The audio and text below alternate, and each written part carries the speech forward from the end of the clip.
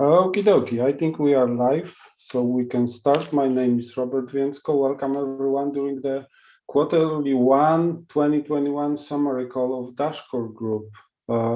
Here with me are the managers of respective departments of DCG, and I will be your operator during the call. Ryan, I hand it over to you.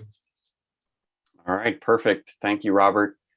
Hi, everyone. My name is Ryan Taylor. I'm the CEO of Dashcore Group, and welcome to our Q1 2021 summary call for Dashcore Group.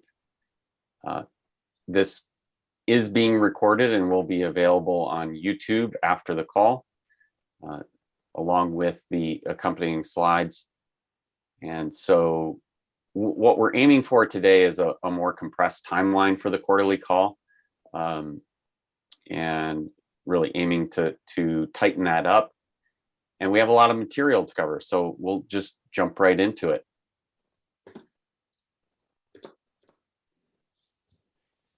As I mentioned, the call is being recorded. Questions were collected ahead of the call through various channels, and we will be answering many of those at the end of the call. If you have additional questions, feel free to add them to the YouTube chat, and if we have time, we'll go through as many of those as we can at the end. In terms of an agenda, we'll briefly cover Dash and Dashcore Group's strategy for the network. We'll talk about our market performance. It was a strong quarter across quite a number of different metrics that we track on a regular basis. We'll go through Dashcore Group's financial situation. Happy to report, obviously, due to the recent price increase, Dashcore Group's reserves are healthy, and we do continue to build reserves, and we'll go through the details on that. Bob will provide a tech update, and we'll also provide an update on some of our growth initiatives around marketing and business development.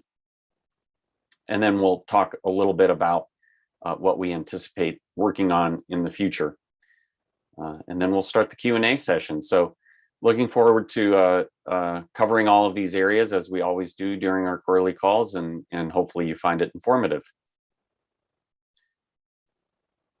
So Dashcore Group has published its mission and vision.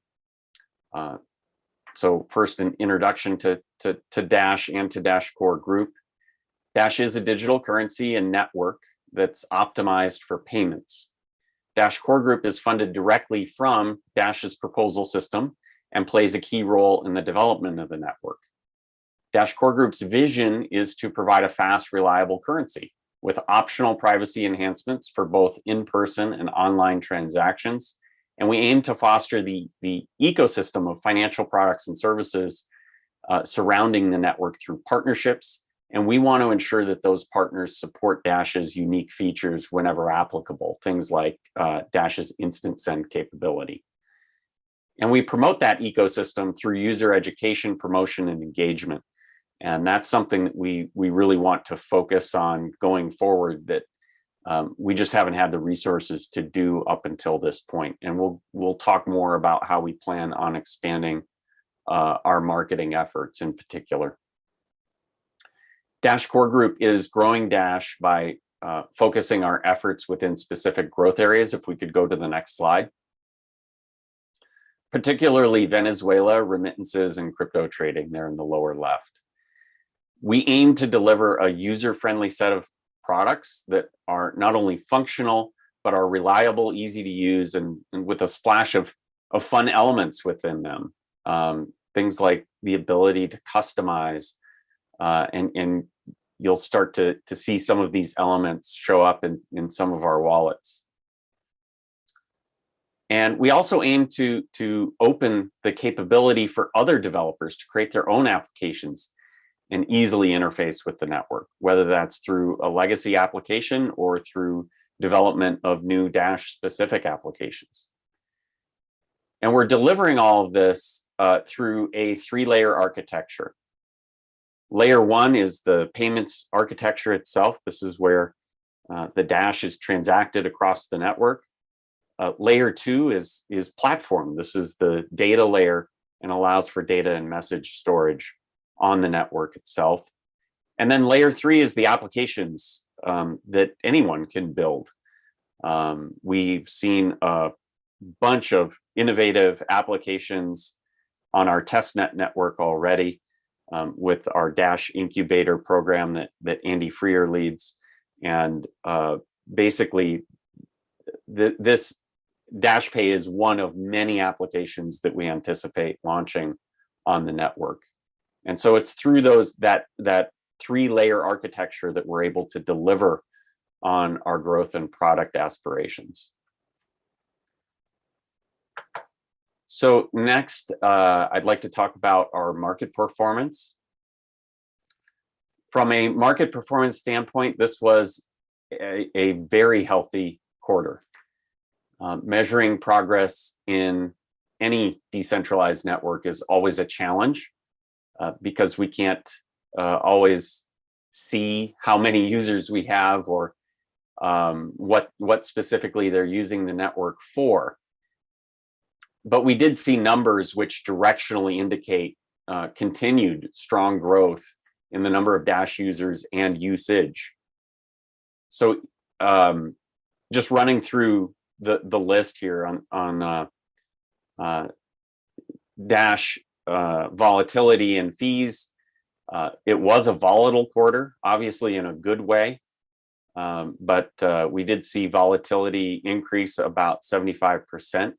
That isn't always useful as a currency to have a high daily volatility rate, but it does remain down year on year. So it's kind of in the mid-range of what we've seen historically. The cost to send a payment remains quite low. We're well within our targets on median fee. In terms of users, more people appear to be using Dash across a number of metrics. Active addresses increased slightly. Installed wallets on active devices nearly hit 150,000, so continued growth there and double-digit growth year on year. We did see a slight decrease in the number of unspent UTXOs. This is not necessarily indicative of less usage, but could be caused by other factors like people relying on centralized services like exchanges to manage their funds.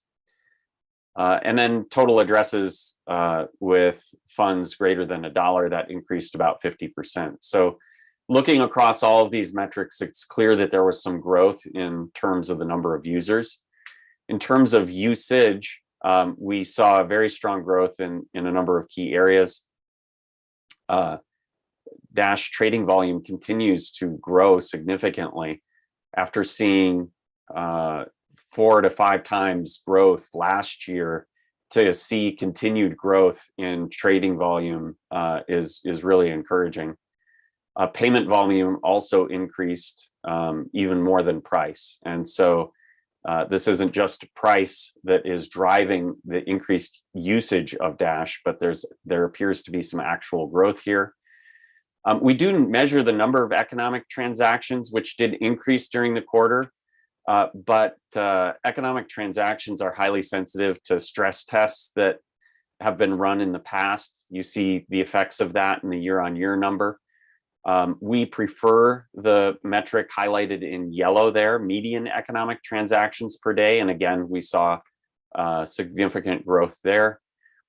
And private send transactions after a record quarter did see a bit of a dip, but continues to grow in terms of year on year.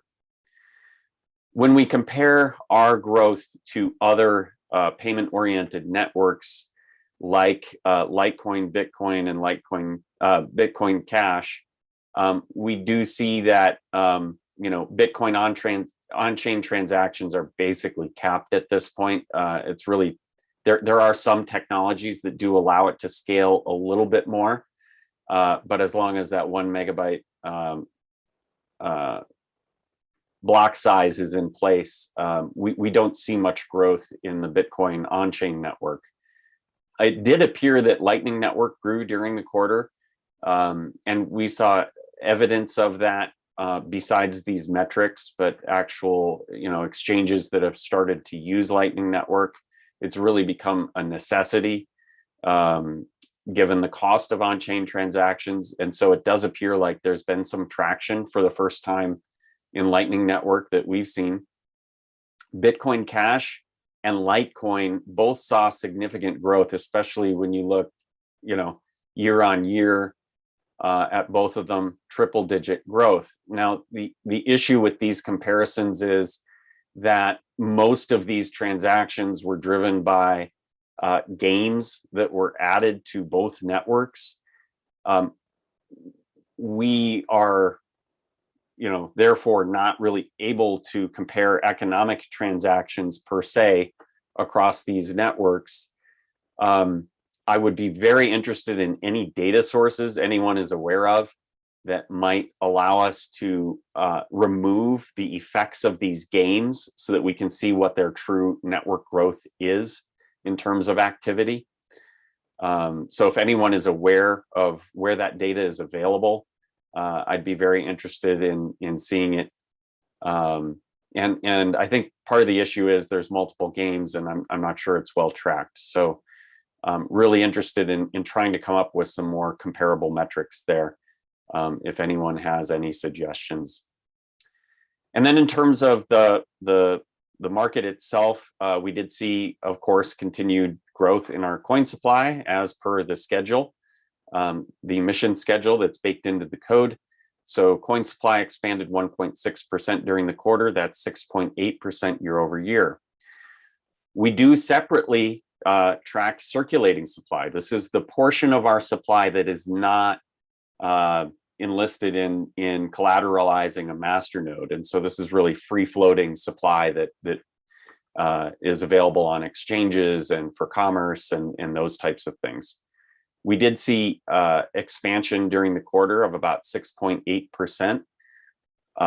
That is was driven in part by a reduction in the number of masternodes operating on the network, and that kept our year-on-year growth rate above our 10% target that we aim to hit by the end of this year. We did do a block reward reallocation that started in November, with the aim of slowing the progress of the growth of our circulating supply. We'll report on that on the next slide, but that's the reason why we're tracking this here is because we want to ensure that we're gliding our way towards that 10% target. So what was the quarterly price of Dash? At the end of the quarter, we were at $223. That represented a 124% increase during the quarter and 241% year on year. And market cap, of course, expanded a little bit more than that, in part due to the growth in supply. The market cap was $2.24 billion at the end of the quarter. We do present the last 5 quarters here in terms of year-on-year and quarter-on-quarter comparables across some of our key metrics. These are the ones that we feel are really critical to the growth of the network. And as you can see, we've seen consistent growth across each of these metrics. Growth in mobile wallets, growth in economic transactions on the network, and growth in market cap. We did see a record average active daily addresses despite the pullback in the use of private send during the quarter. So that was encouraging to see. So we're just seeing a continued evidence of our growth now. And I think we're actually projected to continue that growth this quarter based on the numbers I've seen so far in April. And that would mark our 12th consecutive quarter of economic transaction growth. So we're on target for that right now. And we've got some exciting things happening with the release of CrayPay and some other applications that we think will drive significant growth in our transactions. So this is a slide that I committed to sharing through, until we hit that 10% target in terms of our circulating supply growth rate. That is the objective of the reallocation that started in November. It did tick back up during the quarter, and we do face some tough year-on-year comparables for the next 2 quarters, Q2 and Q3. So I don't expect this number to really come down below that 10% before the end of the year. But it does appear that we continue to see an overall trend in the right direction and kind of return back to the mean here in Q1 in terms of how that trend is working its way forward. We have seen 2 of the 3 lowest circulating supply growth rates of the last 3 years have occurred in the last 2 quarters. So it does appear that this is having the intended effect, and it does take a full year for that year-on-year comparable to really come into play. So overall, market performance, very pleased with how the quarter turned out. It's obviously having an impact on Dash Core Group's ability to generate income, and therefore we've been, able to utilize that income in order to create a healthier Dash Core Group for the network, but also start to look at expanding the team and so on. So if we get into the financials here, we can show you the effect that all of this has had. In terms of our balance sheet nearly doubled, and now totals about 2.5 million. That's up about 95%. Dash Core Group received 60% of the Dash Network proposal funding during the first quarter. It wasn't fully utilized, the other 40%. And as a result, Dash Investment Foundation did put up some supplemental funding requests towards the end of each of those months, and in order to just kind of capture the remainder of that balance. But Dash Core Group using 60% does not appear to be hindering any other projects at this point in terms of their funding needs. And yeah, just a really healthy quarter overall from a balance sheet perspective. This is actually the healthiest we've been since Dash Core Group has been created, especially in comparison to our run rate, which we've managed quite well over the last couple of years, when things have been a bit tighter than they were when we first launched. And then in terms of income statement, again, revenue increased a little over 100%. We brought in about $1.8 million in revenue primarily from the network. And the largest expense item is, and continues to be, compensation. And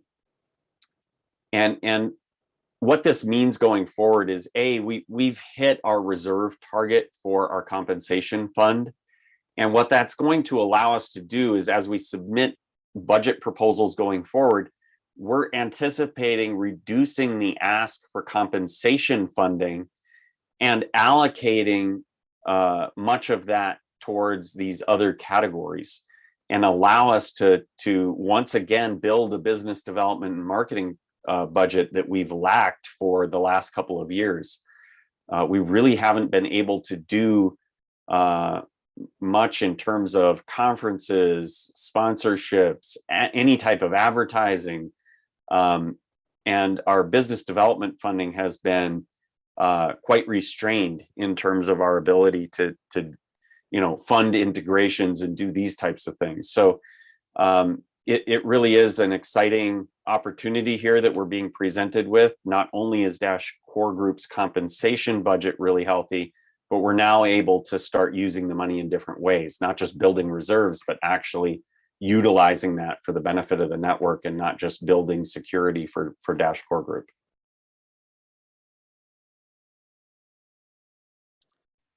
And now I'll turn it over to Bob for a tech update, and I won't steal his thunder. So go ahead, Bob. Great, thanks, Ryan. Appreciate that.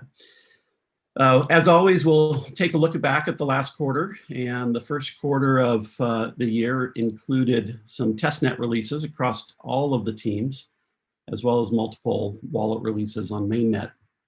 So the core team, they continued development for version 0.17 and released candidate 3 on testnet back in February. Some of the key changes can be seen in the slide graphic. And to improve on security and performance of signatures used to form quorums, we've updated our code for compatibility with the latest release of the BLS library, which is version number 1.0. We also included nearly 500 backports for Bitcoin Core version 0.17 into our code base to continue to maintain our desired level of compatibility. We've included other changes to improve security, maintainability, and ease of use for Dash Core and for the desktop wallet. The platform team, they released version 0.18 to testnet and began development of v0.19 in Q1. And with our change at the end of the year to deploying all new code to testnet, we are spending the extra time needed to eliminate bugs which could impact the usability of our public test environment. We've typically deployed 2 releases per quarter and expect to return to that pace in Q2. In addition to new feature development, we focused on improvements to develop to our developer environments and the tools to assist those participating in the Dash Incubator, as well as our own internal development teams. For Q1, for the mobile team, they delivered maintenance updates on Android and iOS to both the Google Play and App Stores in Q1. The iOS release included some significant improvements to syncing for a better user experience, which we were happy to get out there. The development work was completed on a feature for buying with Visa. It was specifically in the Android wallet, and we expect that to be deployed soon. We're just getting through some performance improvements to make sure that those meet our expectations. But the development work was completed inside of Q1. We also delivered a Dash Pay release to testnet and began working on one of the critical features, which is sending invitations, which will be part of the MVP Dash Pay user experience. So all in all, it was a good Q1, a little bit slower on releases than we've had as our pace in the past, but we expect to resume that pace in Q2. On the next slide, we'll highlight a bit of the mobile development work as we move for Q2 and on, as we move towards our goal of releasing really the most user-friendly wallet in cryptocurrency. In Q2, the mobile team is working with a partner to integrate the ability to facilitate swaps in the Android version of our Dash wallet. This will enable someone holding a variety of cryptocurrencies to transact with you or somebody holding Dash. Imagine transacting with a buyer, sending Bitcoin Cash and having it show up as Dash in your wallet. We're very excited about that. Work on Dash Pay will continue with the ability to accept invitations, while we also stay in lockstep with the platform team's changes to their platform and protocol. And lastly, we'll continue our alpha program, which recently moved to testnet as what we called round 4. And we'll move into another round once invitations are complete. You can see on our webpage at dash.org our most active users in the alpha program. We've been highlighting them there, and we look to expand that into maybe a more fun contest as we lead up to launch. So now looking at the roadmap moving forward, this should be a familiar visual for you. We're going to look at each row as product teams and each column as quarters. We have been providing visibility into 2 quarters. And with this roadmap, we are now providing visibility into the next 3 quarters. And I'm excited about that, especially as it takes us through the end of the year and includes releases of the long-awaited launch of Dash Pay Wallet and Dash Platform. So looking here at Dash Core, version 0.17 is currently on testnet. It's expected to move to mainnet in May, so very soon. We have our what we consider to be our final release candidate on the network right now. And this will make the beginning of the migration process for masternode operators and miners to adopt the latest version. This release will be a mandatory release because it supports a new quorum type and has new opcodes built into it. So we ask for your support to update as quickly as feasible once on mainnet. As this migration provides support for Dash Platform's initial release, it's critical.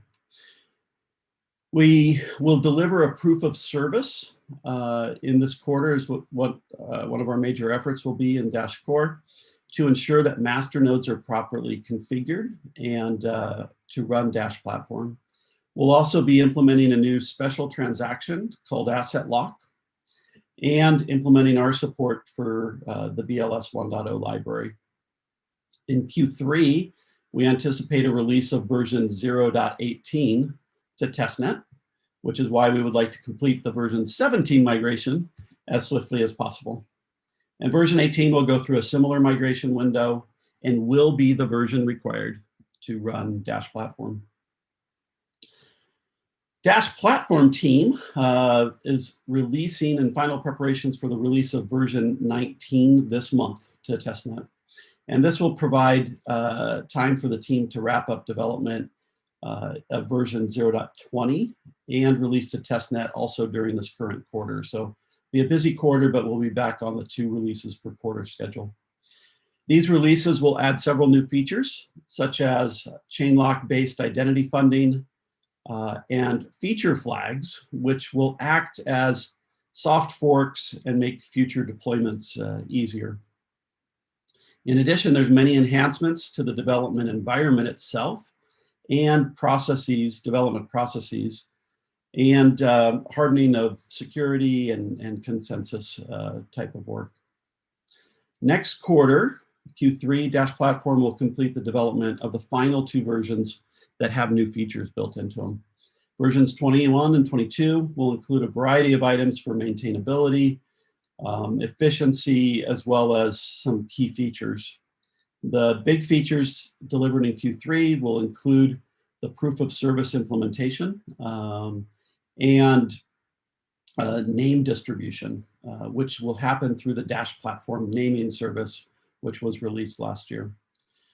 Q4 of this year has a variety of tasks to ensure that our release is able to perform and be upgraded as designed. So you'll see those tasks in there, such as stress testing and security tests and bug fixing.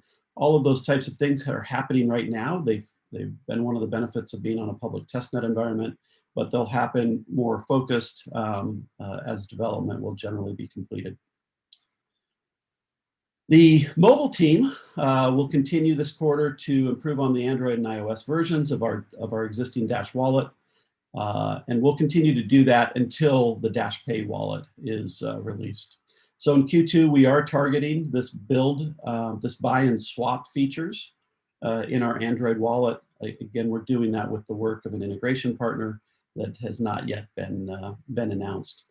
As we move into Q3, we'll be delivering on those that development work, continue with any UI and UX improvements that are needed, and really prepare ourselves for final launch. In final launch, we expect to also deliver an Explore Dash feature to the wallet, which would have geolocations enabled and be able to allow users to find out where to actually use Dash within their local areas, and we're excited about that. And of course, always have plans for the future. So let's move on to the final slide here. And I just wanted to take a moment and highlight that over the last couple of years, numerous innovations have been added to Dash Core to build the foundation for delivering, as I described, the most user-friendly cryptocurrency wallet. So Dash Core versions 13 through 16, we've delivered critical features such as the deterministic masternode list, special transactions, long-living masternode quorums, chain locks, each one of those I've described in our roadmap of things that are yet to be done, that there's dependencies on there. So I mentioned identity funding with chain locks. We've got new quorum types. We're building new special transactions for asset locks. This foundation was critical, I want to mention. In addition to the feature enhancements that we've done in those innovations, we also made and started that long-term modification to increase the distribution of block rewards to masternode owners. Why is that important? Because it adds additional incentive for the hosting of the content that masternodes will take on with Dash platform and the applications that are built on that. So with our final 2 releases of Dash Core that I mentioned today, we will put the last pieces in place to support the Dash platform protocol, which in turn enables the features such as identities, contact lists, and paying by Dash username instead of cryptographic addresses. So we really are in the countdown. We have the final release candidate of version 17 on testnet and expect to launch on mainnet next month. This will need to go through the typical activation cycle, as I mentioned. And again, I appreciate the swift upgrades by masternode operators and the mining community. Then we've got the final release of core version 0.18, which will include our BLS signature library, that upgrade to the latest version. It'll implement the asset locks, which secure and authenticate fees on the Dash blockchain. And it will provide our initial implementation of proof of service to ensure that masternodes are properly servicing the Dash platform. And with that next release of Dash Core version 18, the entire foundation will be laid to support the release of Dash platform, which I'll call 1.0. So with platform services running on masternodes, we will have what I'll call liftoff and can publish the inaugural release of Dash Pay Wallet in the app stores. So we're really excited for this final push. It's a race to the finish right now.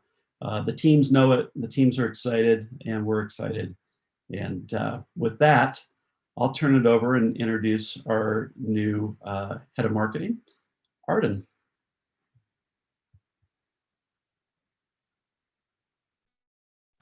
Arden, you are on mute. Hi, everyone. I am very excited to be here on my first quarterly call. I'm the new head of marketing. You may also see me writing as Mrs. Dash, which if you don't live in the United States, it is a very popular spice and seasoning blend. So I stole their name. A little bit about myself before I go into more about how I envision marketing to play out over the course of the year. I've been in marketing for 22 years, working at some of the biggest companies in the world and small businesses such as my own. I specialize in integrated marketing communications and in digital marketing. I believe in having a very collaborative management and marketing style. The best ideas come really from when we can all speak together and have conversations and brainstorm. The best ideas are going to come from all of us working together.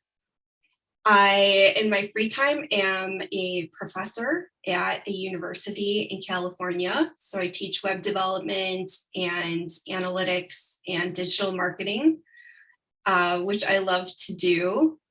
I am a lifelong learner, which is one of the things that attracted me to this position, is that for me, it is a new industry and it is changing every day. There are so many exciting things going on that I don't think anyone could ever get bored. So I'm very happy to be in the middle of things. I am also a great listener. So I am into actions versus doing a lot of talking about actions. And if there's any conversations that you want to have with me, I am looking forward to having those conversations. If there's anything you want to keep confidential about your ideas, I am that person to do so. I love humor. I love laughing. If you can make me laugh, we are going to be very, very good friends. If you have any funny movie suggestions or book suggestions, definitely send them my way. And I love nature. I love being outside. Being from Chicago, I don't always have that opportunity. So I'm looking forward to the warm weather and to getting back out there. Moving on to the next slide. I have been here for about 3.5 weeks and have done some investigating, some research. I've had a lot of conversations, and 2021 is really going to be a year of foundational growth for the marketing organization, especially with big announcements that we're going to be making later in this year. I plan to grow our programs, structure our presence and efforts, and really just build on what works and what has worked in the past. I've been able to identify so far 3 different pillars that I can see the marketing organization building upon as we move through the year. The first one being communication. We have one Dash product, but we have many, many audiences and many voices to be communicating with in a much clearer fashion than maybe we have done in the past. One is we need new users and enthusiasts. This isn't coming as a surprise to anyone. We have great users and enthusiasts now, but we want more of them. And we are coming up to generations where they just are assuming that digital currency and cryptocurrency is going to be the future of finance. They just accept that as a rule. And we are very excited for this because we want to position ourselves as the currency of choice for upcoming generations and to make sure that people are including us in their long-term financial plans. We want to do a better job of communicating with our miners, our developers, and exchanges. These 3 different audiences are extremely important. They need to be up to date with everything that is going on with Dash and with the latest information. And I want this to be a conversation versus directives. These audiences are very, very important to the ecosystem. So let's make sure that we recognize them and are enthusiastic and happy to communicate with them. And last, masternode owners. First of all, I want to thank you very much for passing some of the proposals that have been allowed to fund marketing activities in the first place. It is nice to walk into having money that I can put to immediate use. I promise to be a good steward of the funds, and it is possible that you will be seeing more proposals for additional funding coming through later this year. Next, I want to move on to the second pillar, which is presence. I want to make sure that everybody knows we are here and that our brand and that our brand and our information that we are putting out is very clear. We want to go back to trade shows and conferences, and we want to define that space. For example, we are going to have a big presence at Money 2020, where we will probably be making some announcements, and we want to physically make sure that people know we are back, and we are very excited to grow. We have new communication vehicles that we haven't necessarily participated in yet. A cutting edge technology company should really be utilizing cutting edge technology media channels. So some examples of this would be Clubhouse and native marketing. And one of the things that excited me the most about coming into this role is that we have an incredible community out there. There are boots on the ground in several locations already around the world. I want to get to know you, and I want to get to develop all sorts of resources for you to promote Dash within your local markets. I mean, we have ambassadors all over, and some organizations can take years to try to put this infrastructure in place, and it may never work. So this is just incredible. And I really want to thank everyone out there who is participating in marketing Dash within their local markets. And then industry groups. We want to be leading from the inside as well. We have joined several organizations and want to be in a position where we are participating in work groups, where we are having the correct conversations with regulators, and to really shape policy as we move forward. The third pillar is going to be promotion. So let me tell you about us, and we're going to do that everywhere we can. We have many owned assets, such as our website and social media channels. What I plan to do is organize them, restructure them, and make sure that communications all seem to be coming from one voice. This is something that needs to happen probably sooner versus later. It's going to be one of my first big initiatives. Business development.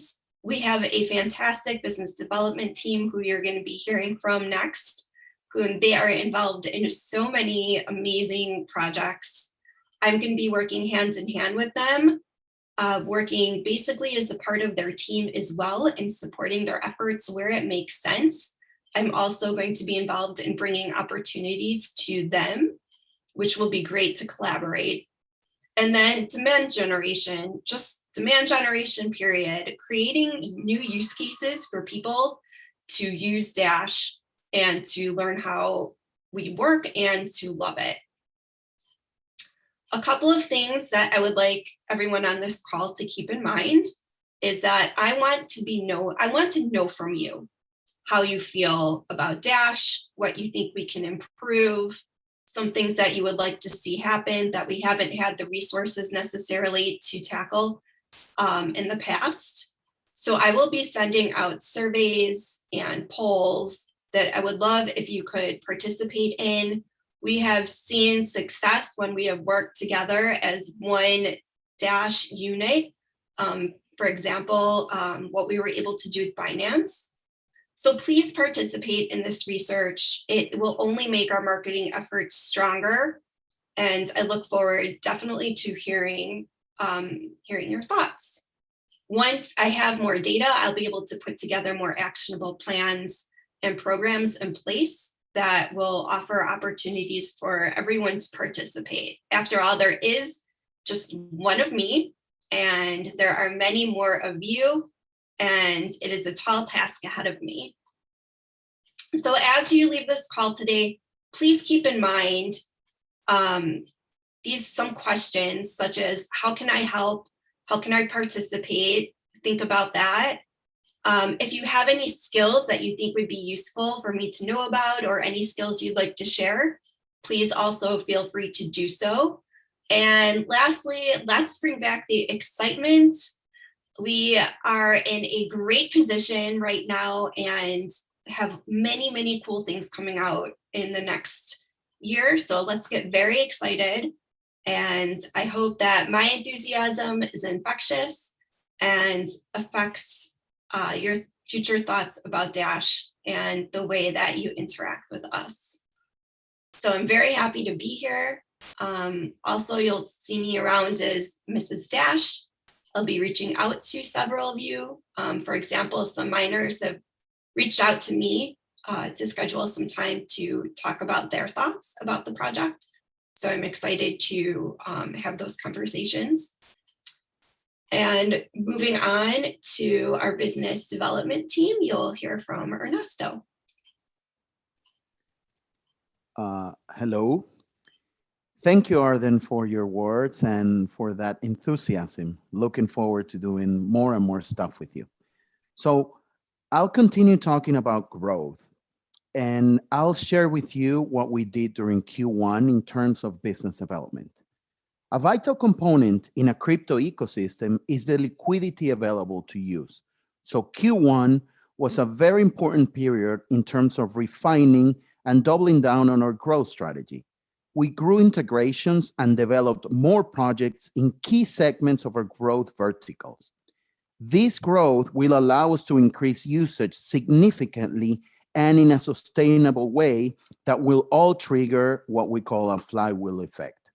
In Venezuela, we added liquidity drivers, We had meaningful integrations that can scale disproportionately and that can provide real usage. This will continue cementing Dash as digital cash that can be used many times over. On the trading side, a key feature to FastPass success will be to have great liquidity for large trades. Market making and liquidity allocation can be a tough task. So we worked with some key partners as well as the DIF to drive liquidity across our ecosystem. Let me run you through the details. First, in Venezuela, we launched the Dasher Pay solution. We had a 3-month test where we were giving out payroll bonuses for non-crypto people. DashTex developed the platform, and we helped them to drive it to clients. We are presenting now this to more organizations. The initial results were promising. More than 80% of the people had never heard or used cryptocurrencies. None of them opted out of the program. So this means that everybody that received their bonus in Dash used it in one way or another.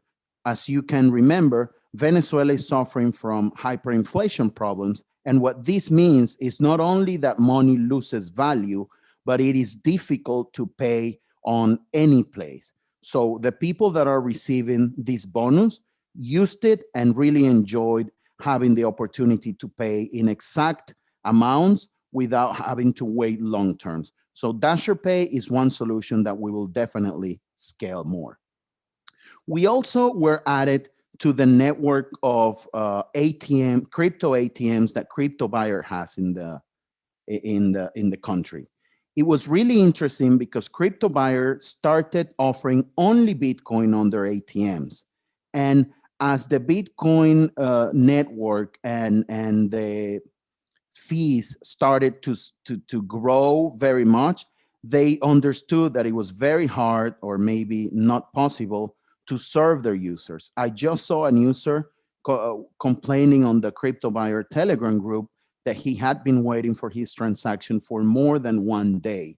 So now with Dash in their growing network of ATMs, people can get the crypto they want and use it directly at one of the places where Dash is accepted, or take it to their preferred wallet or exchange.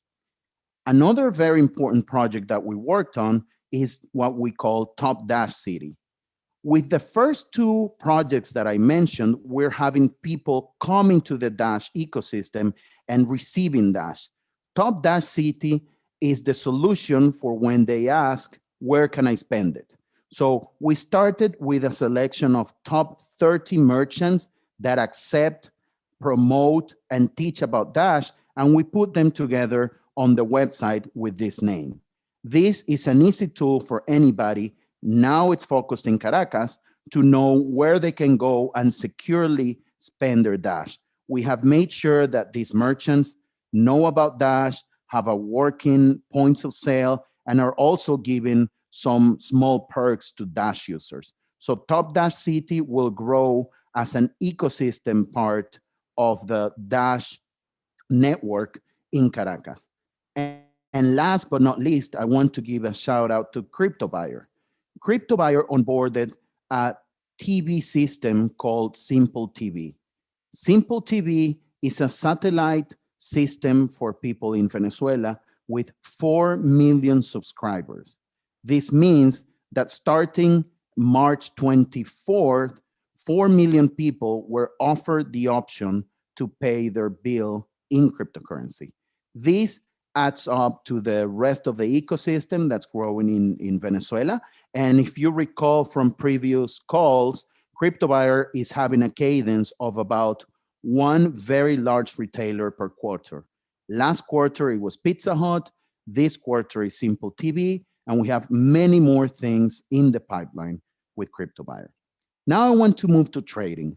We've also added very interesting liquidity solutions for traders on our trading vertical. First, I want to start by saying that Dash Perpetuals were added on the platform FTX. This is a strategic listing for our institutional and professional traders. This is part of our efforts to grow into institutions and provide everything that large traders would need. Another very interesting addition that we have is a new Into the Block signal. The pro users of Into the Block now have the availability to see the inflows and outflows of exchanges for Dash. This means that people will have another signal to see how the market is behaving in terms of the money being moved in and out of the exchanges. For us at Dash Core, this is another tool that we will also use to measure our success when we run campaigns with several exchanges. Next, I want to speak about a very cool project that we run with Quadency in Liquid. We already onboarded Quadency a quarter ago, and this offers an automated trading solutions to enhance liquidity. These bots learn and become more sophisticated over time. So we deployed liquidity on Liquid alongside some of our key partners and the div. So this means we're now actively providing liquidity on a pair that we know we can measure and that we can see the results from using the bot. Once we see the success in this, we'll start to roll this out in other exchanges. And all of this means that we will have more liquidity on more exchanges, and we'll be able to measure how the projects, how the promotions, and how our overall behavior is going on different exchanges. I want to also speak about the FastPass content that we keep putting out. As you remember, FastPass is an accreditation that we provide to certain exchanges or services where Dash can be moved very fast. During this past quarter, we released videos, articles, and more partner activities to let people know that they don't need to wait 1, 2, 3, or 4 hours to get their crypto into the exchange.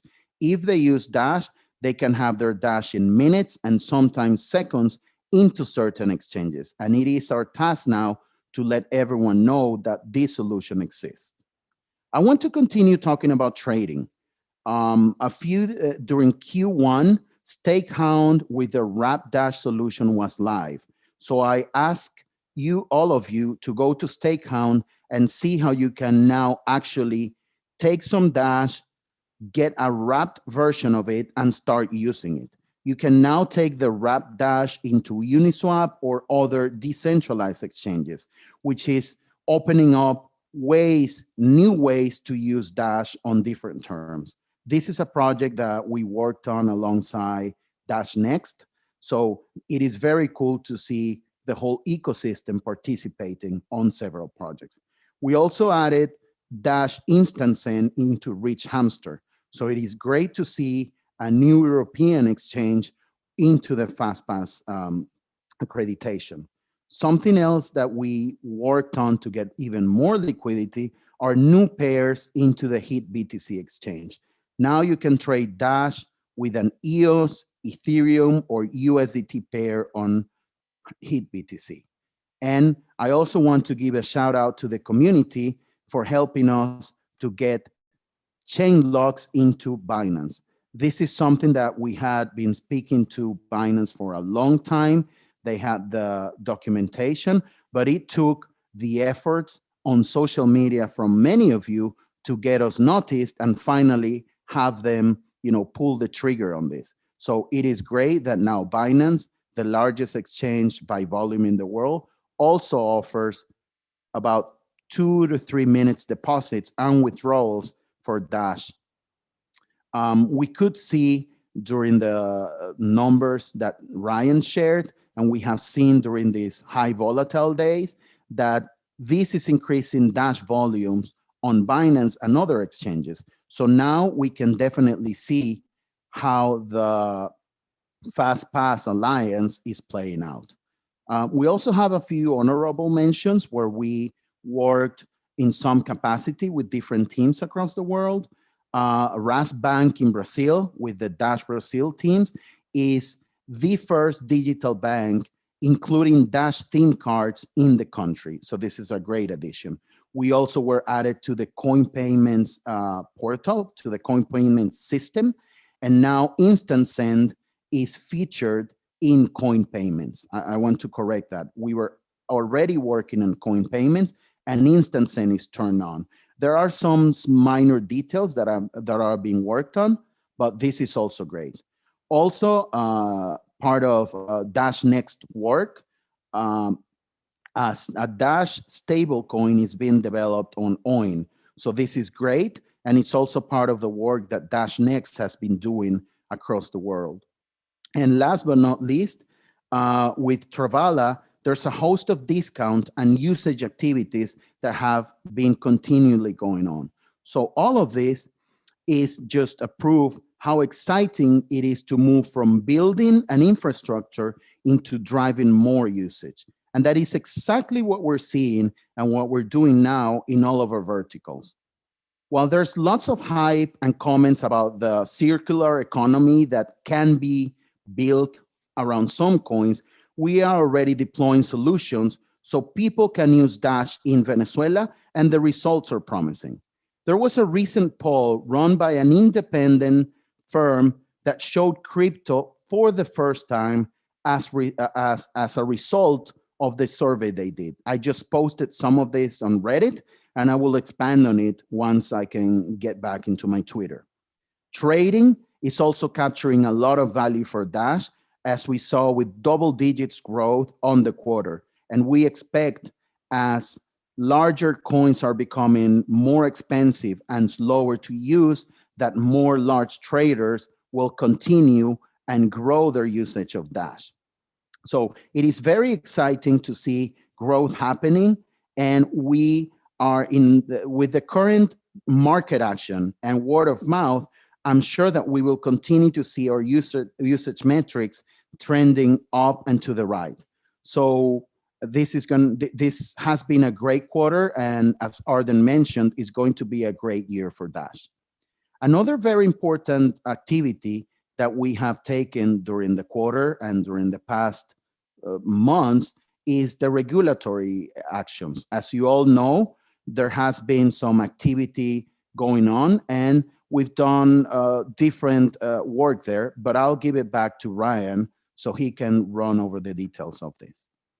Yeah, as first of all, thank you, Bob, Arden, and Ernesto, for your presentations. It is really exciting to see the growth that is occurring in Venezuela in particular. I have seen metrics from individual merchants that are incredibly promising. Dash is most often the most used cryptocurrency that they're seeing.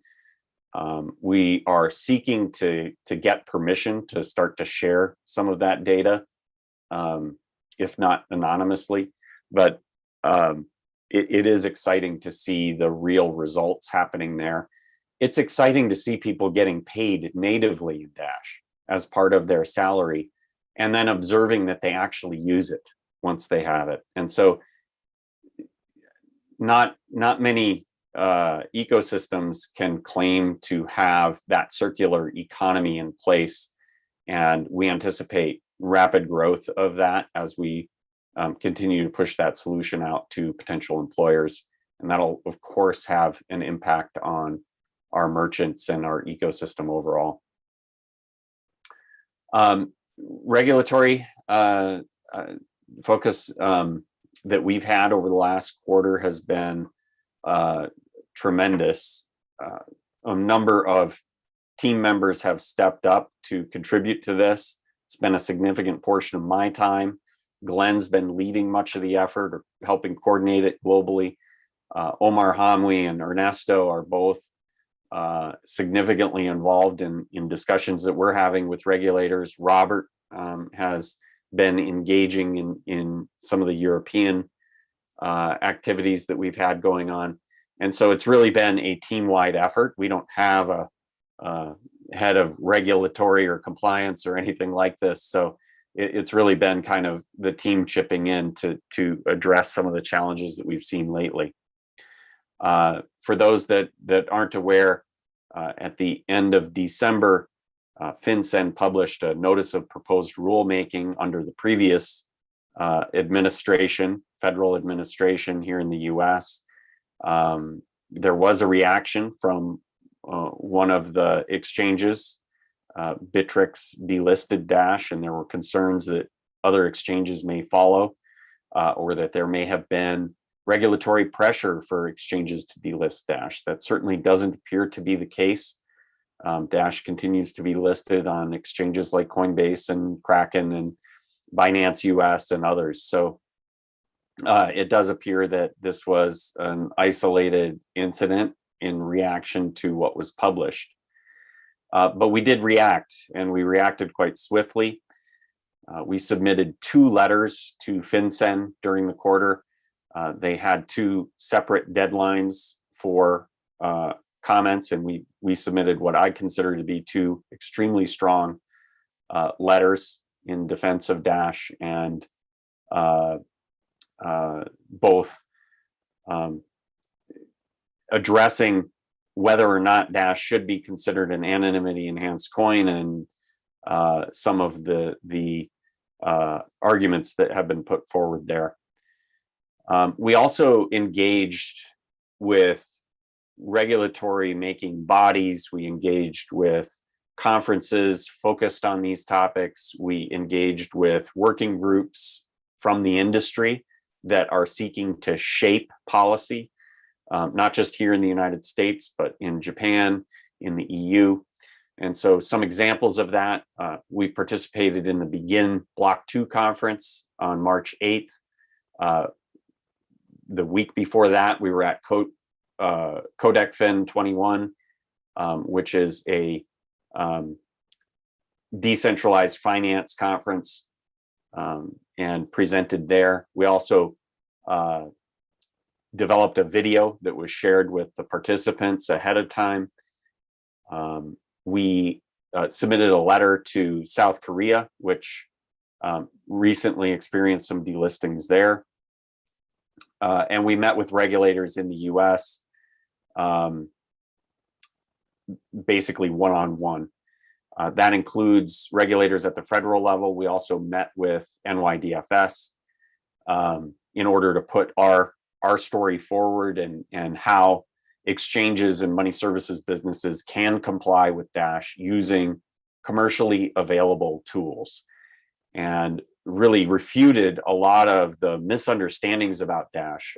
I think that there is an interest in learning about these topics, but the level of knowledge that exists today amongst regulators is quite low. Many of them had never used a cryptocurrency. They don't see any perceivable differences between Monero and Zcash and Dash. They don't understand that there are functional differences. They don't understand the privacy enhancements that have been added to Bitcoin. And so the level of understanding just isn't there. And we're trying to educate and bring that level of understanding up, because we think that if we do that, they will understand that compliance is possible for these exchanges, and that they shouldn't be pressuring exchanges to make decisions that would be detrimental to Dash. We also engaged with a number of working groups and partners in Japan, EU, US, and Australia. We've engaged local legal counsel to publish opinions and other things to the regulators to help bolster our case. And so we're putting a significant amount of effort into this. This isn't new. We've been engaging with regulators for the last 2 years on a variety of topics.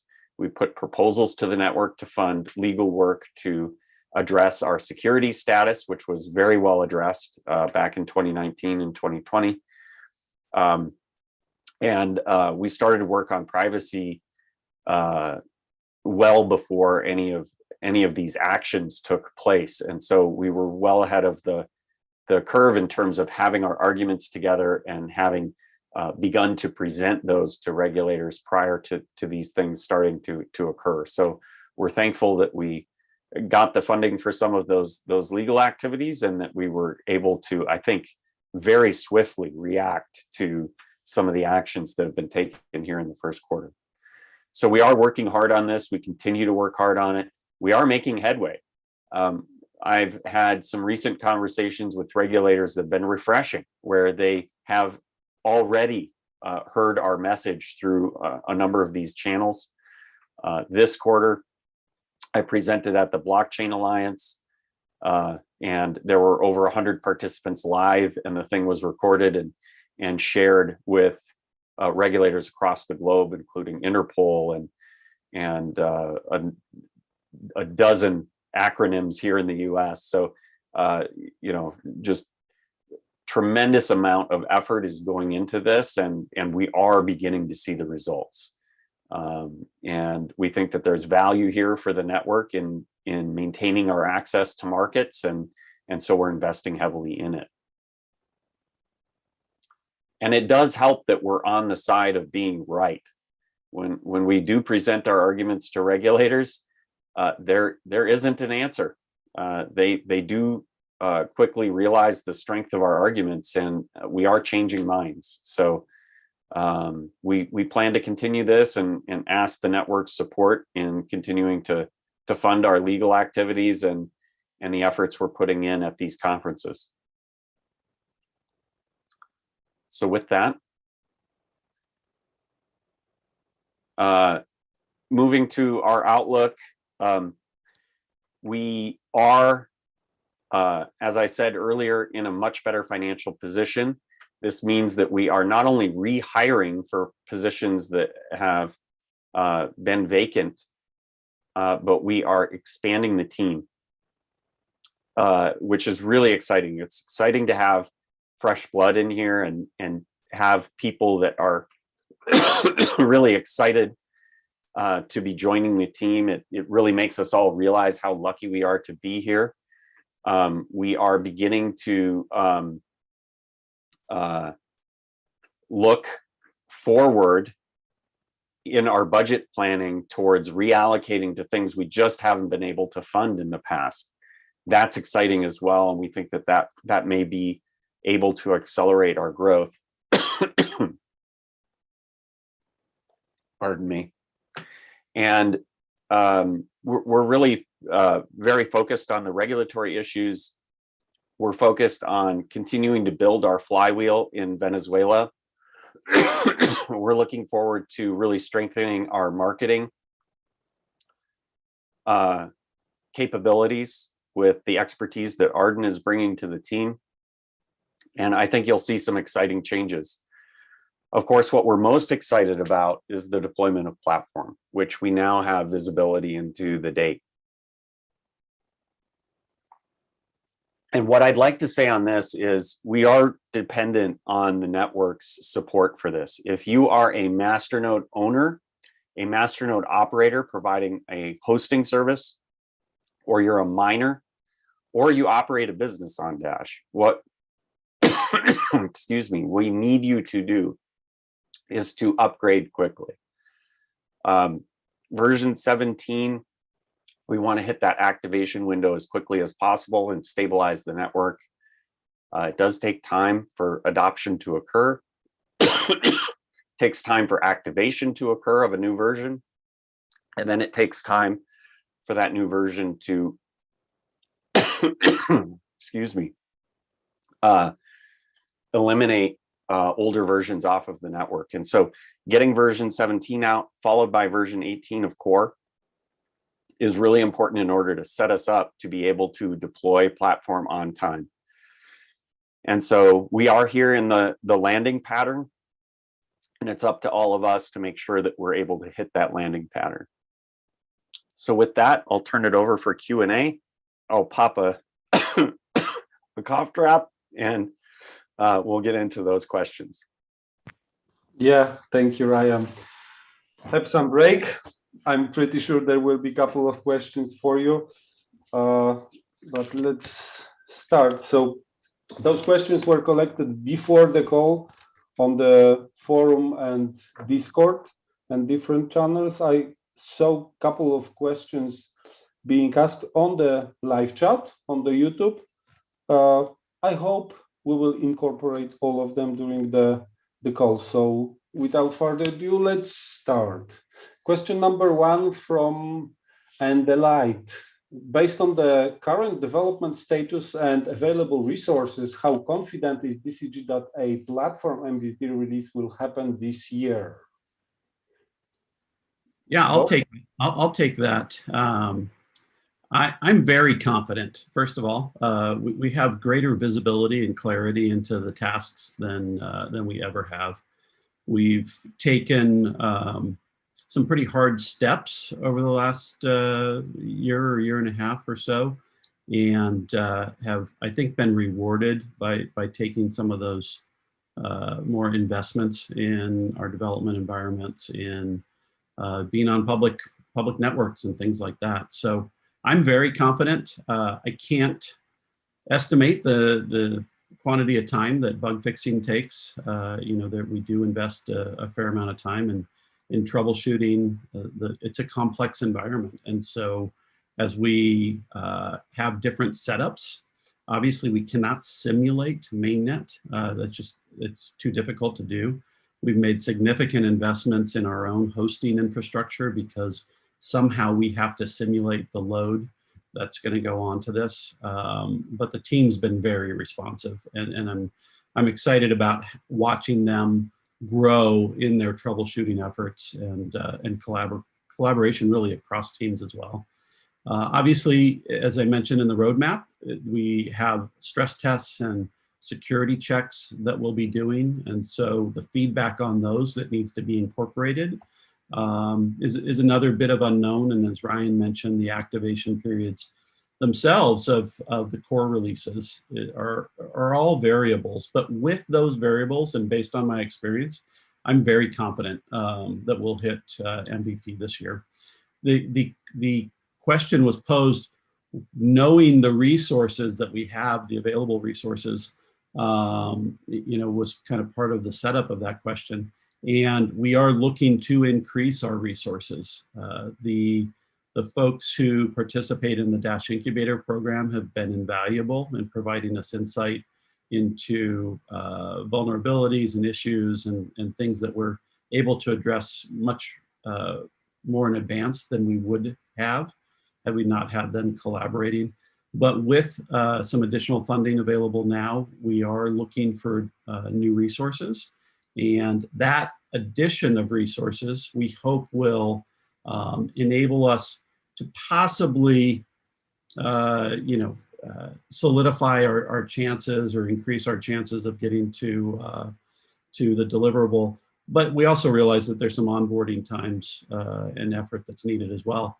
I think more importantly, with the addition of new resources with this additional funding, is that it really allows us to lean into the release, lean into this end of year period, and have those resources ready as we go into supporting what's out there and what we release. And so we're looking forward to those resources. Confidence level is high. I'm excited to be able to present clarity on the next 3 quarters, as I did on the roadmap today. Perfect. Thank you very much, Bob. Next question. Will the Dash platform mainnet launch be only focused on the internal Dash community, or will there be a large marketing effort to reach out to the crypto sphere to attract more potential developers and investors? This came from Hilawi. Bob, Arden? I think that's going to be for Arden on this one.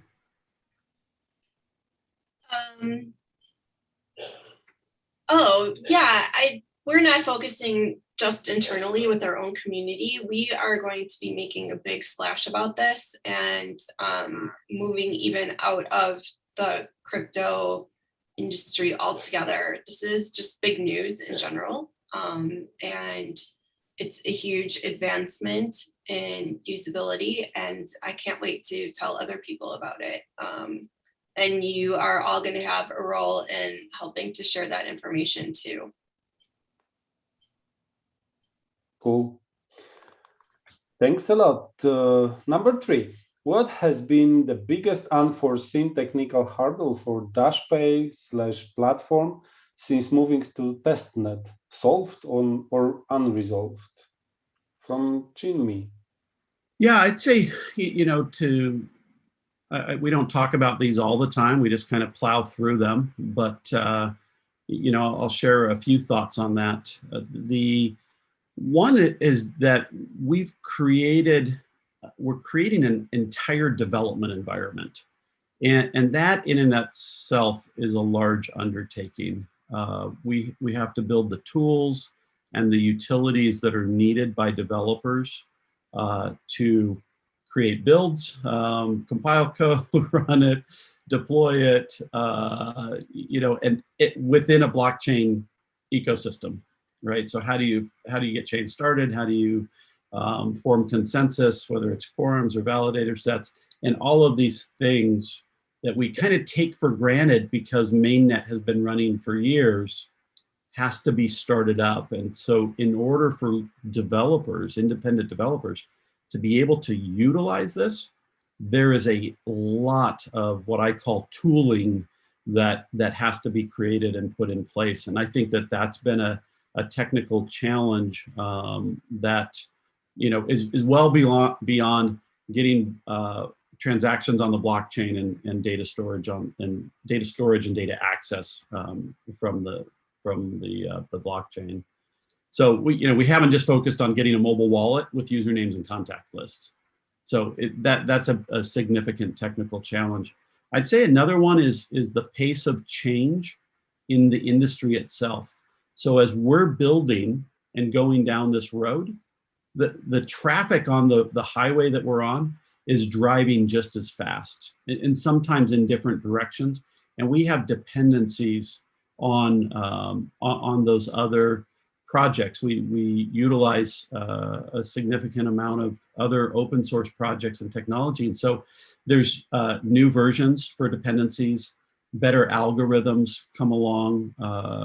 We have a desire to deliver best in class and an up-to-date service offering. And so we have a bit of work to do just to keep up with the changes that are going.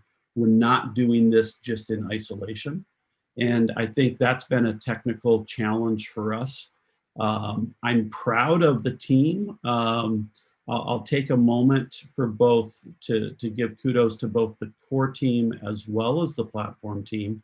That changes we have made, innovations that we have envisioned and created have actually been absorbed upstream in the projects that we've have dependencies on. And so not only are we building Dash platform, we are building technologies that other projects are saying, thanks, we needed that. We're going to now merge that and incorporate it into our underlying code.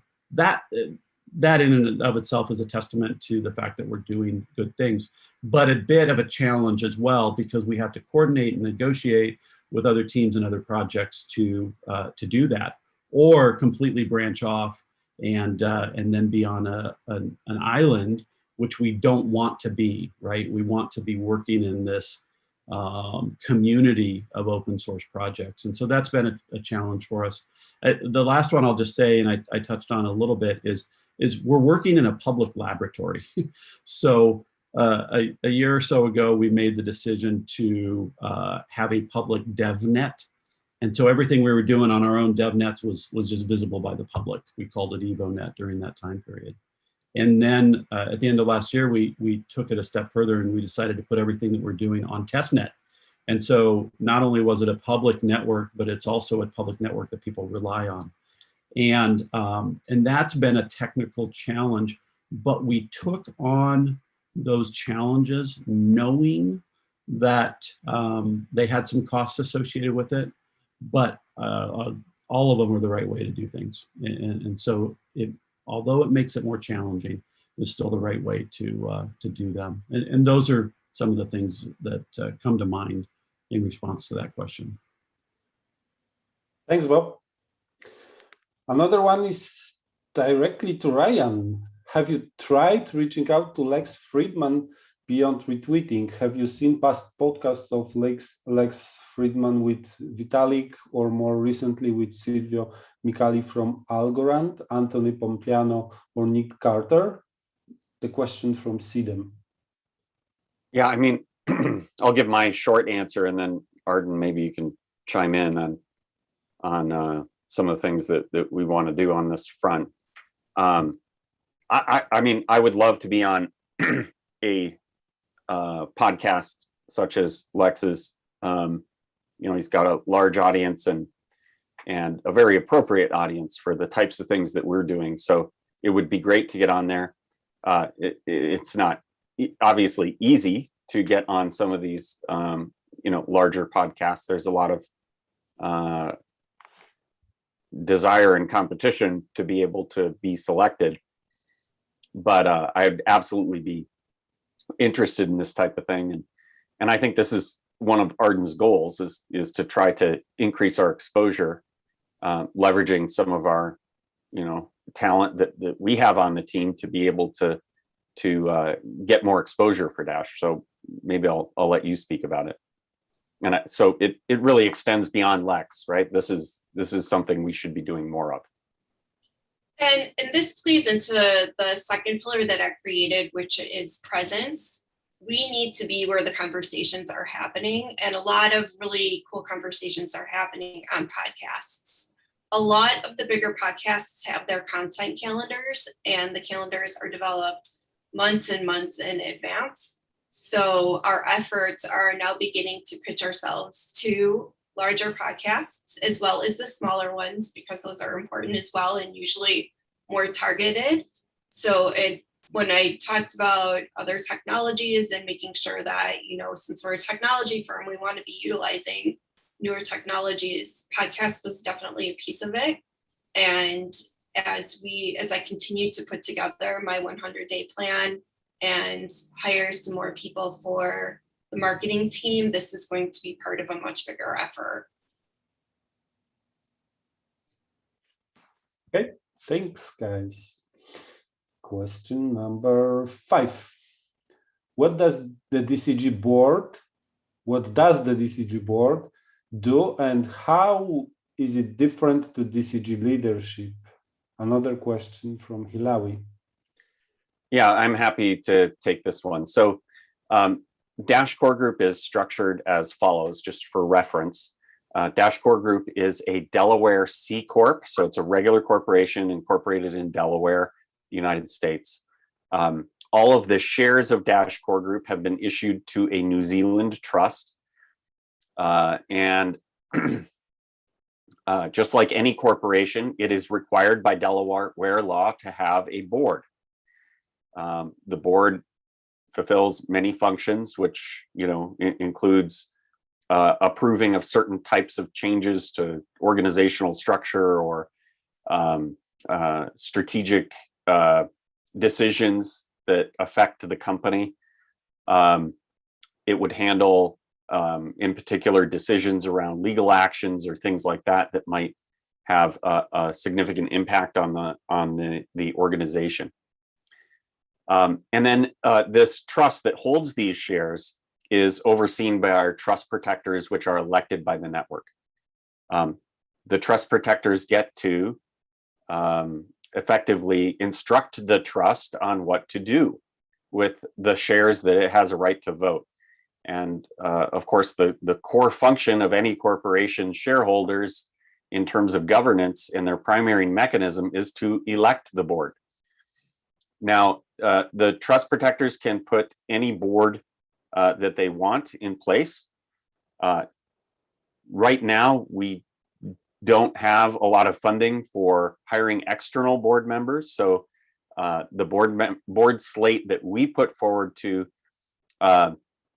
the trust protectors for the last several years have all been heavily involved in the project. Some of them are on DCG's leadership. Some of them are just longtime community members. And so we've put forward a slate that we recommend election for, and then the trust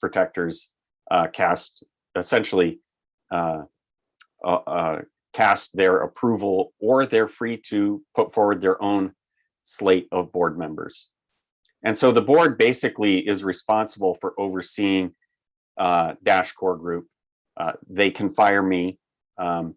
There is some overlap between leadership and the DCG board, as I mentioned, but there are some external community members at this point that used to be involved in DCG in the past. My goal with it is when the funding does materialize, and I think it should materialize soon, if the price stays where it is or close to it, I think that we would eventually be able to afford some external board members. And the exciting part about that is it would allow us to bring people in from elsewhere in the cryptocurrency or payments ecosystems to serve on our board.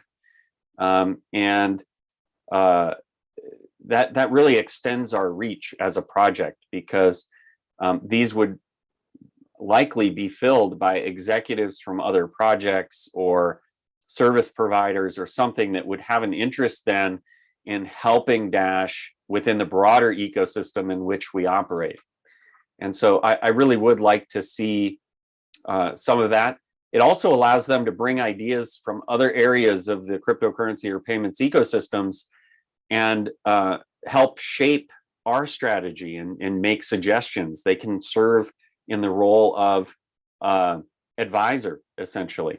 And so there's a lot of ways that we could be using our board more effectively. It does require paying people to serve in that function, unless they already have a really high connection to Dash. And so yeah, that's really the direction I'd like to take it as more funding becomes available from Dash Core Group to turn those into paid roles instead of volunteer. Thank you. The next question is somehow related to the previous one. So Wyoming is emerging as a less hostile state to crypto than Arizona. Does DCG have any plans to relocate there? It came from XK. Yeah, I'll address this one too. So Wyoming is doing some really interesting things. I've actually gone and visited Wyoming. They had a conference there last year. This past year it was canceled, but end of 2019. And I actually sat in on some of the lawmaker sessions. They really do make a real effort to understand cryptocurrency and change their laws to be friendly towards cryptocurrency. It's a model that is being taken to other states, and I'm excited to see that. They put into law things that protect users, as an example. Also, they do things like they put laws in place that make it so that when you are custodying cryptocurrency for somebody else, it doesn't make it your property, in the same way that pulling a car up and handing your car off to a valet is not. It's called bailment. It's a legal concept, and they've put bailment in as a legal concept applying to crypto. So they're doing some great things. Arizona is not necessarily hostile to crypto. In fact, the state is funding things like the blockchain laboratory at Arizona State University. There is a bill on the floor right now at the state legislature to create a blockchain and cryptocurrency exploratory committee to make recommendations to the state on changes that could be made. Obviously, Wyoming's changes would be within that set of recommendations, or at least considered for recommendations to the state to deploy. So Arizona is looking at improving their laws. So it's not an unfriendly place. But to be clear, we're not an Arizona corporation. We're a Delaware corporation. And so, we also no longer maintain an office here in Arizona, which we gave up during the pandemic. But basically, a few executives reside here, but that's the extent of it. So we're not tied to what's happening in Arizona regardless. But I'll reiterate that Dash Core Group is a development organization, marketing and business development. And so we don't handle user funds. We don't operate the network. We don't buy or sell cryptocurrency on behalf of others. And so we're not considered a crypto business that is regulated within the state or at the national level. And so we really don't have a need to be located in a state like Wyoming because we aren't providing any of these services to users. These services are provided by exchanges. They're provided by custody services. They're provided by money services businesses, and we don't operate any of those. So we're not subject to these laws in the first place, even if there were a state that was hostile towards crypto. So there really is no need for us to change our legal structure, and Arizona really has no direct impact on Dash Core Group in any meaningful way. Cool. That was very explanatory. Thank you, Ryan. Number 7, has DCG been in contact with Coinify since they delisted Dash? Can we expect a relisting? It came from SIDEM as well. Ernesto, maybe you? Yes, I will take this. Before going into the specifics, I would like to share that every legal conversation we have with a partner is a complex conversation. And being complex, we operate with the most discretion. Usually when something like this happens, it is one of 3 options. The partner's banking partner, if I may repeat the word, gives them a direct or an indirect comment about a certain groups of cryptocurrencies. Another options could be that regulators can provide comments in an informal manner to an exchange or a wallet. And to a lesser degree, sometimes government makes official statements and the exchange or the partner decides to take action. Whatever the option is, usually when we speak to the partners, we don't get a very clear response on why they are taking measures.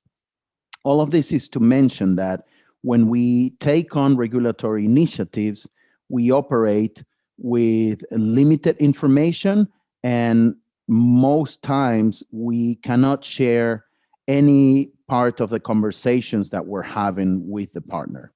What we can say is that every time there is a delisting or a delisting threat, we reach out to the partner, we reach out to a network of partners that we might have in the region, and we reach out if we are working or if there are organizations that work with cryptocurrency in the region, so that we can create, number 1, communication channels with the partner and with their partners.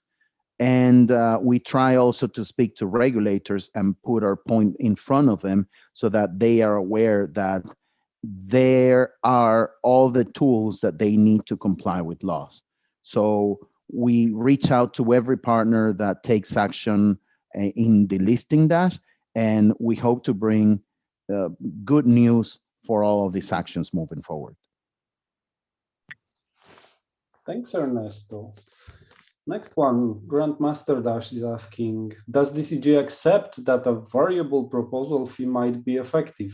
What price discovery mechanism would DCG like to explore? Yeah, we've long stated that the proposal fee remaining at 5 Dash is not viable in the long term. Proposal fees would gradually eat up much of the proposal funding, because the available proposal funding under the current protocol drops by 7% per year. So, eventually 5 Dash could be a significant portion of the available budget. in the very long term. And so it does need to change at some point. We do think that it needs to be addressed along with a number of other governance related topics, related to voting and opting in or opting out of voting, and a number of different ideas that all we'd like to package as part of a recommended path forward. Given what we have on our plate with platform and the changes needed to core to support that and so on, this just is not our focus right now. The proposal system is effective at allowing for the network to fund its own development and growth, and we will continue to utilize it in its current form for the immediate future. And I think there is a wave of, okay, what are we doing with governance overall here? And put a proposal to the network to make some changes on the governance front, because I think we all recognize as a community that there are potential improvements to the proposal system itself and the economics of the proposal system. And so I do think that it is an area where we'd like to spend some time. It's just not the priority, and it won't be the priority until well after platform is on mainnet and we've stabilized it with a couple of updates and things that really add to the functionality of it and add to the capability of it. Because our proposal system, it may be flawed, but it's effective. It does what it's intended to do. And there is marginal improvement we can make to it, but there's really big improvements we can make to the user experience and other things that just take higher priority. And so we're considering a lot of different things, not just the proposal fee, but how the entire proposal system works and thresholds and how it gets funded in the very long term when the block subsidy goes away. So there's just a lot of questions here that need to be resolved. Cool. Thanks, Ryan. Number 9, if Dash valuation continues to hold this high market valuation, how much longer does DCG expect to need to build a reserve buffer before it reduces its percentage ask of total treasury budget? Glenn, maybe you? Yeah, thanks, Robert. I'll take that question. So let me first state here that I'm really happy about our current financial situation. It is significantly stronger today than really at any point since I personally joined Dash Core Group a little over 3 years ago. So this is actually an interesting question. I get a lot of questions around this, right? Some community members question why we're limiting ourselves to 60% of the budget when we should be building up larger reserves at a quicker pace. They usually, point to many examples of other core teams associated with other networks that, have a lot more financial resources at their disposal. And then there are those who feel that, Dash Core Group is asking for too much allocation of funding. So, with roughly an equal number of people questioning us from both sides, I do think right now we're kind of in that sweet spot as far as funding requests go. To kind of further jump into the question, as I've kind of mentioned in previous calls, our first goal was really get to a minimum compensation reserve of roughly 3 to 6 months in our compensation account so that we can really weather any type of bear market in Dash. We have now achieved that goal, right? And we sit at a reserve of roughly 6 months of compensation expense. We've had a number of adjustments to our compensation run rate. We've offered our staff a US dollar adjustment to their salary since nobody had received any type of cost of living adjustment since Dash Core Group was started in 2017. We were also able to reinstate most of our volunteers, those who decided to forego any salary or significantly reduce their salary. We've, reinstated most of them. There's still 2 staff who wish to continue to either work for free or for a significantly reduced salary there. I would say we are deploying some of the funds in our compensation account slowly and judiciously now. You know, Ryan kind of alluded to that earlier. You've probably noticed the number of new job postings out there, particularly for critical roles on the development team. We still have a number of open positions that we haven't backfilled yet from team members who have left in the last year or two. And I anticipate we will post some more job postings over the next couple of months as further funds become available, right? In order to hire someone new, we do need to set aside at least 6 months of their compensation to kind of ensure that a new hire salary doesn't actually reduce our reserve when they're hired. And all of this really needs to be balanced against the fact that we don't want to hire too quickly, right? We need to make sure we can integrate any new team members onto our team seamlessly. And finally, as far as some of the initiatives we're planning on deploying funds towards, we are looking to onboard some of the contractors who are working for Dash Core Group as permanent employees of the company. So I would say, once all of these initiatives are taken care of, I would anticipate starting conversations around reducing Dash Core Group's ask for compensation from, the 50% of available funds we currently request.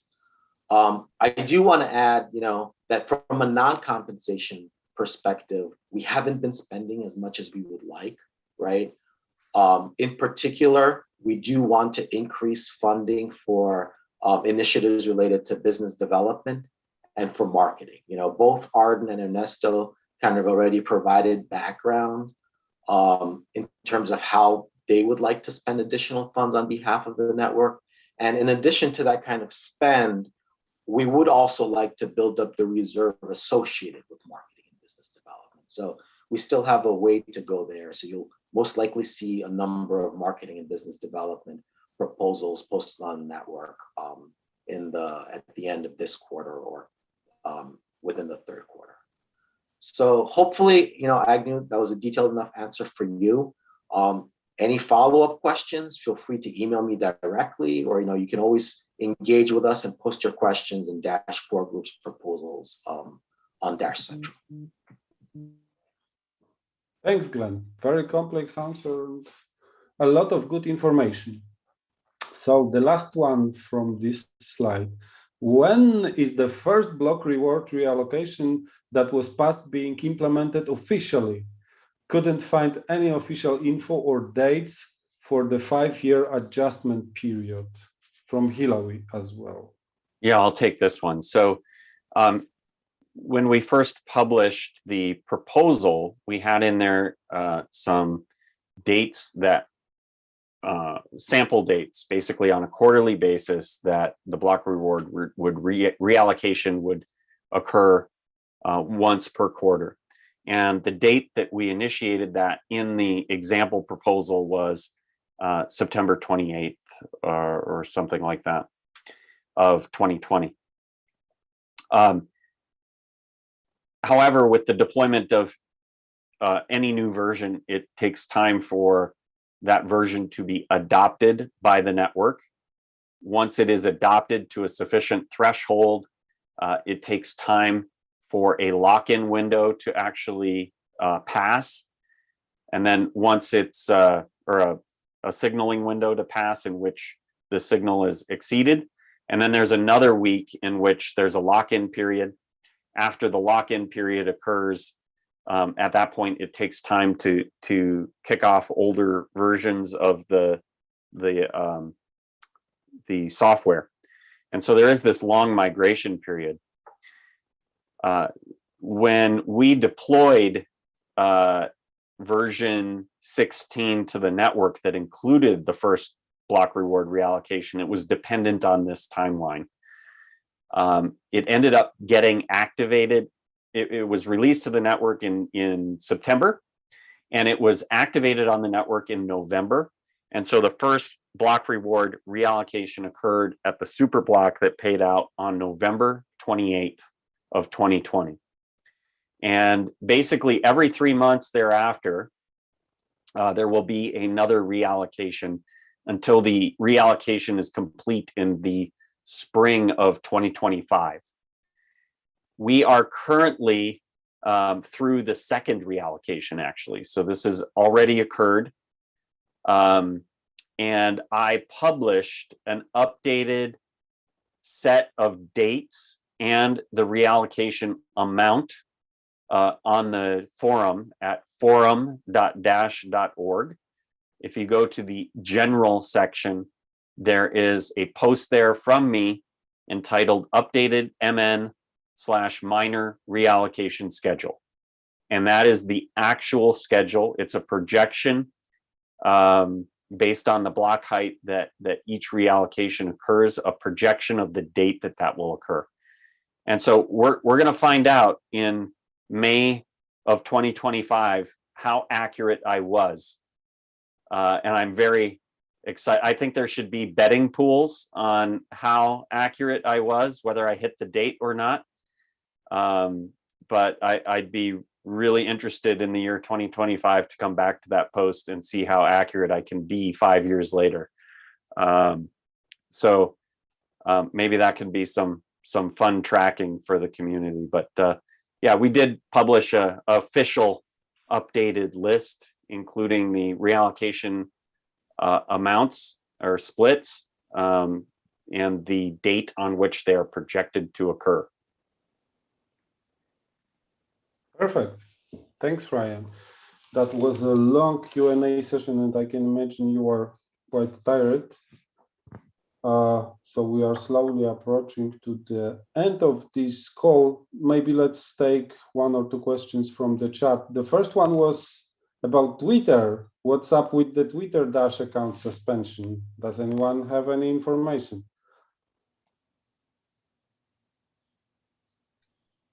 I can take that. So essentially, Twitter has determined using their own internal systems that we don't have control over, that there were several Dash related accounts that were essentially spamming and trying to mislead the Twitter platform and Twitter users. This comes from either having bots. So if someone hired a team of bots to create Dash content, Twitter can recognize that it is a team of bots. And sometimes it can happen when there are a lot of valid accounts that are all tweeting the same information. It seems like false amplification. In our case, we have great things to tweet about. So a lot of our content is original, and a lot of our Twitter accounts that are related to Dash that aren't necessarily ours, but that are related to Dash, they're valid accounts. However, we do not know the situation if somebody went out and created a bot team or what has happened globally. We're looking into it. We have contacted Twitter to begin the mitigation process, and just from personal experience, it does take a little while to have your account reinstated. I'm confident that we will be reinstated. We're actual people who are putting together original content, but we don't have control over how fast that will happen. That is up to Twitter. And I've seen it take, from a couple of days to a couple of weeks, but we are definitely on it. It is one of our greatest communication channels. So we want to get that cleared up as soon as possible. The message here being, if you are considering hiring an army of bots to amplify the accounts of Dash Core Group or other prominent Dash community members, please don't. It can backfire in dramatic fashion. And it appears like we had a community member or a group of community members that likely tried to hire bots, and it had detrimental impact on the entire project. It's not just Dash Core Group. I'd like to emphasize there are a bunch of other Dash related accounts that have been affected. And so this is a really unfortunate event, and hopefully the community learns a lesson from it if there was a group out there that was trying to violate the terms of service through the use of bots. But we'll get it resolved as quickly as we can and get it back operational. It is our greatest social asset, and so we're gonna fight hard to make sure that we get it back. Right, but we need everyone's help.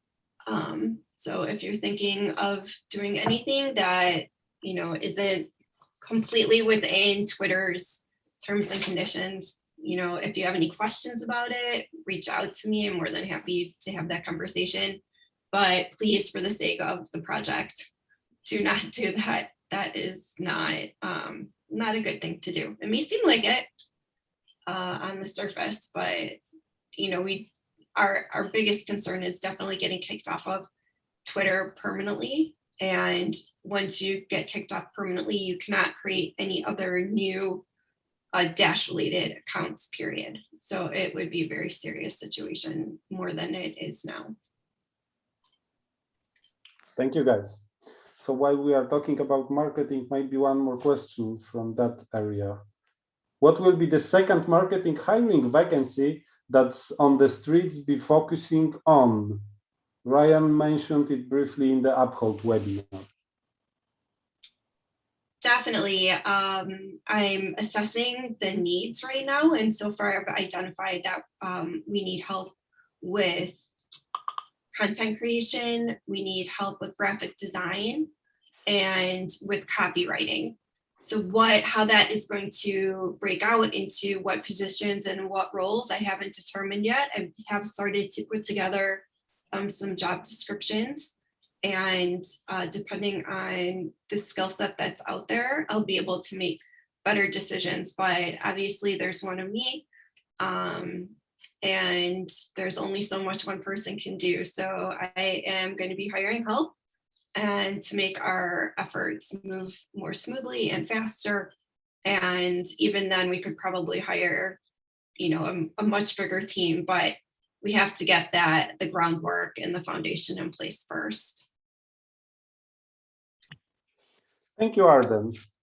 I think with that we can wrap it up. It was a long session, so thank you very much for sharing the content. Ryan, Arden, Glenn, Bob, Ernesto, thanks for all the preparations and shared information. Everyone on the chat and online, thank you for your support. Thank you for the questions or participation, and thank you, all of the development teams we are having within DCG, within Incubator, and all of the Dash supporters. Thank you very much, and have a good rest of the day till the next time. Thank you, everybody.